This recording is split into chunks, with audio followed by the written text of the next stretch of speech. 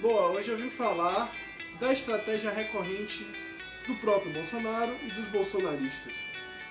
Quando você vê uma pessoa e não consegue entender a razão da ausência de racionalidade, é por conta de uma alienação presente nessa pessoa. É uma coisa muito estranha a gente imaginar que um terço das pessoas ao redor da gente apoia o Bolsonaro e apoiam. Agora eu não sei qual a quantidade, mas provavelmente menos, mas ainda assim uma boa quantidade de pessoas apoiam ideias bizarras já há um tempo. E até hoje, mesmo com toda a situação que a gente vive, continua negando a realidade.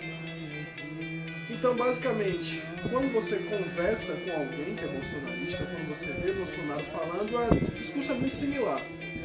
Por exemplo, eu aponto para você algum problema ou critico algo que você tem, só que ao invés de você responder essa pergunta e explicar a sua crítica, você começa a atacar terceiros.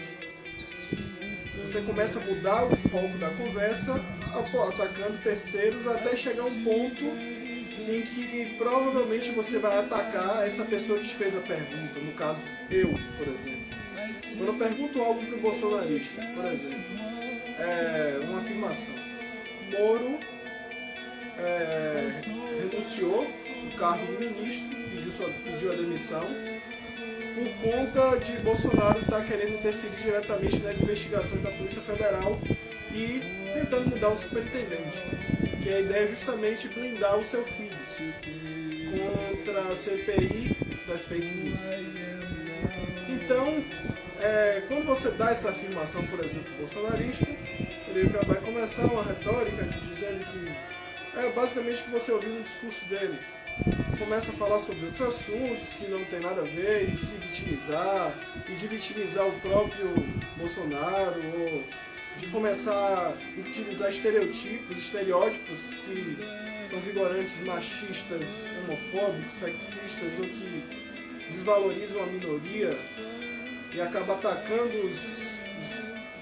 o próprio ser humano. É um negócio bizarro, velho. E nesse diálogo que você sempre tem de tentar desconstruir a imagem do inimigo, para que o foco da conversa, o foco do diálogo seja passado para uma outra dinâmica, para um outro assunto. E aí você desvia o foco tanto do público que está lá vendo o diálogo, quanto às vezes da própria pessoa, porque isso é uma tática de você destruir o inimigo e a partir disso você meio que vencer o diálogo. Que na verdade debate, velho, eu vejo muitos estilos de debates que você tem uma pessoa com uma ideia, uma com outra ideia, só que você coloca um conhecimento científico e um negacionista. Pô. Como é que você debate assim? Não tem jeito. Na verdade, quando você começa esse tipo de debate, normalmente é algo competitivo, é algo que alguém tem que vencer, sabe? E essa não é a dinâmica do debate. A ideia do debate é que a gente tenha pontos de vista diferentes, a gente começa a debater e esse debate venha trazer algo construtivo, alguma solução, algumas similaridades, algo que a gente concorda mesmo pensando diferente, a gente pode trabalhar nessa área que a gente concorda e utilizar nossos conhecimentos para a gente tentar fazer com que algo aconteça.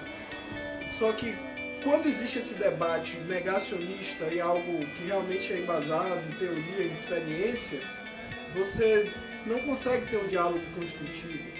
E é isso que acontece quando você tem um bolsonarista dialogando. Tenho muita paciência de ouvir e desconstruo a cada dia, enquanto eu posso, ideias bolsonaristas quando alguém debate comigo. Só que assim, o diálogo é sempre o mesmo. Você pergunta algo, a pessoa ataca outras pessoas, começa a te atacar, e aí quando o meio está encurralado, desaparece e aí muda de assunto. E aí você não consegue manter um fluxo de conversa, e aí é bizarro. Mas, como eu disse, eu sou esperançoso que esse negacionismo venha cair logo logo. Se não por bem, por mal.